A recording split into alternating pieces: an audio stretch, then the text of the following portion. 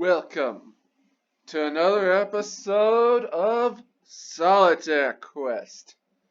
And yeah, to cap my review of Star Trek Discovery Season 2 off, since I've already did the Star Trek movies, the reboots,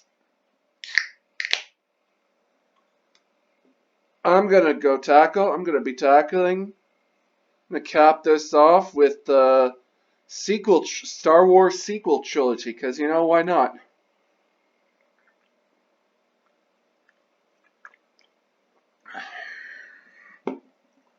Unfortunately, because we only have three